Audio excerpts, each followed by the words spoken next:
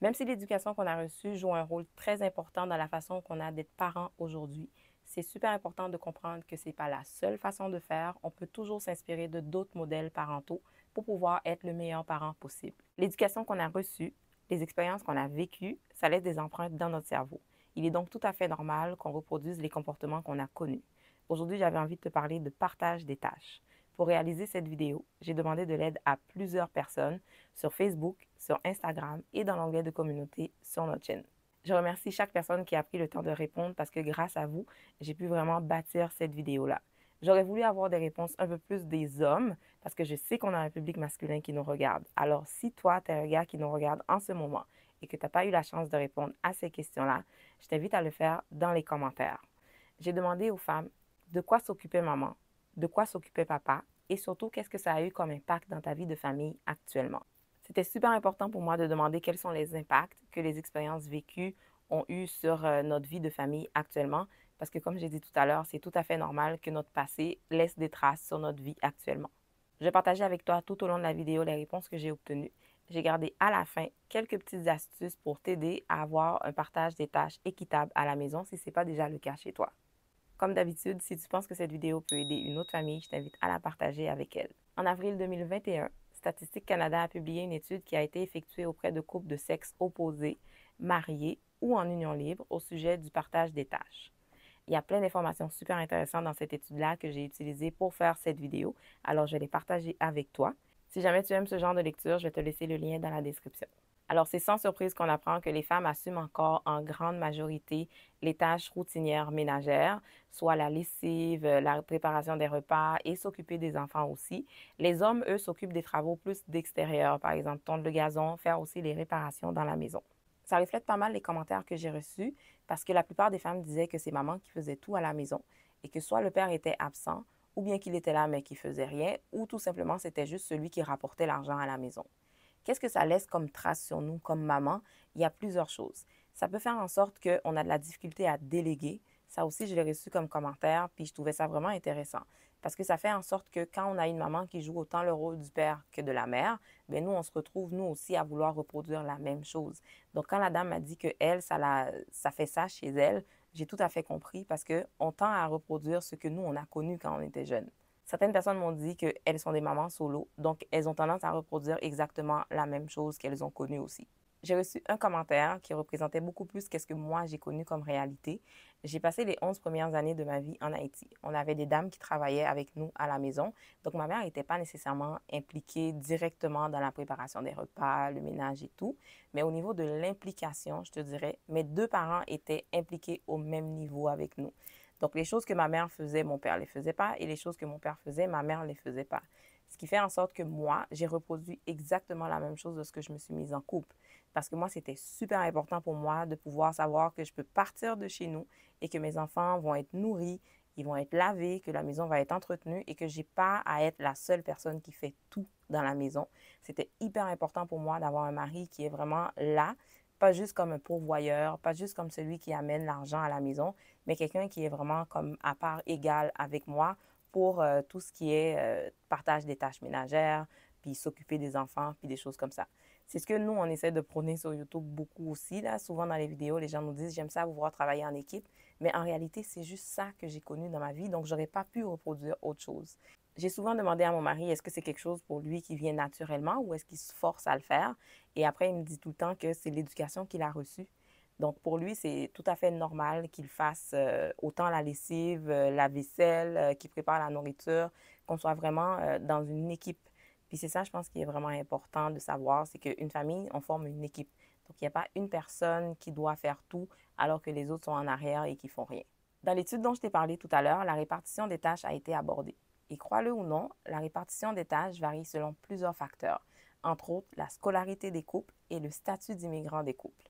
Dans les couples où les deux personnes ont des études postsecondaires, ils sont plus susceptibles à déclarer un partage des tâches égal. Pourquoi, me diras-tu?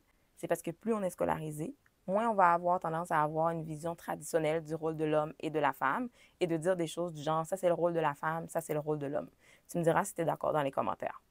Si tu es une personne issue de l'immigration comme moi ou si tu as des personnes issues de l'immigration autour de toi, tu me diras si tu es d'accord, mais dans l'étude, il mentionne que le statut d'immigrant a un impact dans le sens que les femmes qui sont issues de pays d'immigration où le rôle de la femme était plus traditionnel, elles vont avoir plus tendance à tout faire à la maison parce que ça vient de leur culture en quelque sorte. Tandis que les femmes qui viennent d'un pays où les rôles de la femme étaient moins traditionnels, ces femmes-là vont avoir tendance à avoir un partage de tâches beaucoup plus égal. On a aussi remarqué que l'âge est un facteur parce que le partage des tâches est beaucoup plus égal chez les couples plus jeunes que les couples plus âgés. Il y a quand même de l'amélioration qui se fait. Les hommes font de plus en plus leur part. Il y a quand même une grande quantité de couples qui ont déclaré avoir un partage des tâches égal à la maison. Dans une autre étude, ils ont parlé de statut en emploi parce qu'on a remarqué que lorsque les deux conjoints travaillent, les tâches ont tendance à être beaucoup plus partagées que lorsque c'est seulement l'homme qui est le soutien financier de la famille. Dans l'étude, ils ont aussi remarqué que les femmes étaient moins satisfaites de la répartition des tâches que les hommes. J'en ai profité pour discuter avec mon mari pour lui demander est-ce qu'il était satisfait de la distribution des tâches dans la maison. Et comme je disais tout à l'heure, il m'a répondu carrément qu'à cause de l'éducation qu'il a reçue, il ne voit pas comment que ça pourrait être autrement. J'ai un petit devoir pour toi. Là, je mets mon chapeau de prof, là. J'ai un petit devoir. Je t'invite à avoir la même discussion aussi avec ton conjoint. Si c'est un homme qui nous regarde, si toi, tu es un gars, tu nous regardes, va faire cette discussion-là aussi avec ta conjointe. Et même les enfants, pourquoi pas, parce que ça peut être une discussion familiale. Essayez de voir ensemble, est-ce que l'attribution des tâches, est-ce que la répartition des tâches est quelque chose qui convient à tout le monde? Parce que le niveau de satisfaction, c'est vraiment important, parce que ça peut vraiment aider à avoir une meilleure qualité de vie, puis une meilleure ambiance dans la maison. Quand je préparais cette vidéo, ce que je voulais surtout que tu retiennes, c'est que tout est une question d'équilibre dans la vie. Dernièrement, une personne que je connais a publié quelque chose sur Facebook que je trouvais super intéressante, puis ça disait que la ligne est mince avant que tout bascule. On pense souvent que le burn-out, c'est pour les autres, que ça ne peut pas nous arriver, mais c'est pas vrai. Personne n'est à l'abri d'un burn-out, personne n'est à l'abri d'une dépression. Il ne faut pas attendre que ça arrive. N'attends pas que tu exploses. Il faut vraiment prendre une décision avant que ça arrive. Maintenant, je vais partager avec toi quelques astuces pour avoir un partage des tâches égal à la maison. Première chose, c'est de faire la liste des tâches. On va faire la liste ensemble, tout le monde, tout ce qu'il y a à faire dans la maison. Donc, une fois que tout le monde voit qu'est-ce qu'il y a à faire dans la maison, la deuxième étape, c'est d'attribuer des tâches à chacun des membres de la famille. Comment on attribue des tâches? La répartition des tâches ne devrait jamais être en lien avec le genre. Il faut éviter le plus possible de genrer les tâches. Donc, dire par exemple, le gazon, ça c'est pour les garçons, la lessive et le ménage, ça c'est pour les filles. Non, pas du tout. Alors, dans ce cas, comment on attribue les tâches? Si on parle du cadre de famille où tout le monde participe aux tâches ménagères, on va attribuer les tâches selon l'âge des enfants. Mais sinon, en général, on va attribuer les tâches selon la capacité de chacun, selon ses forces, selon ses faiblesses et aussi selon les disponibilités. L'autre petite astuce, c'est de faire un tableau de tâches ménagères ou un calendrier de tâches ménagères. Donc, les tâches qu'on a énumérées tout à l'heure, donc on les a sur une liste et ensuite on les attribue à quelqu'un, comme on a dit tout à l'heure. Et par la suite, tu vas mettre à côté à quel moment que la tâche doit être effectuée. Par exemple, chez nous, on a notre ado qui est Alex. Alex, il fait la salle de bain d'en haut. Donc, la salle de bain en haut est attribuée à Alex et il doit le faire les dimanches. Donc là, chaque personne sait qu'est-ce qu'on a à faire, qu'est-ce qu'on attend de lui. C'est super important d'avoir des attentes qui sont claires et qui sont définies parce que ça va éviter d'avoir des malentendus et des chicanes inutiles. La dernière astuce, et non la moindre, c'est d'avoir une discussion ouverte. Pourquoi? C'est parce que si tu arrives là avec une attitude militaire en disant vous faites ci, vous faites ça, c'est moi qui décide, ce que ça va créer, c'est que ça va créer de la frustration, alors que ce n'est pas ça qu'on veut. Ce qu'on veut, c'est que ce soit les enfants, ton conjoint, peu importe la situation dans laquelle tu es, tout le monde se sente écouté. On est là, on peut dire ce qu'on pense et tout le monde va finir par réaliser qu'on forme une équipe, au lieu que ce soit toi qui arrive et qui impose des choses aux gens. Je l'avais déjà mentionné dans une vidéo. Pour moi, c'est super important parce que les mots ont une importance. Tu ne demandes pas de l'aide. Tu demandes la participation de tous les membres de la famille. Parce que si on forme une équipe, tout le monde doit participer de façon égale. Peu importe ce que tu as vécu dans ton enfance, peu importe ton bagage culturel, c'est vraiment super important de prendre conscience des conséquences que ça a eues dans notre vie. Pourquoi? C'est parce qu'en prenant connaissance de ça, ça va nous aider à réduire les impacts que ça a dans notre vie actuellement.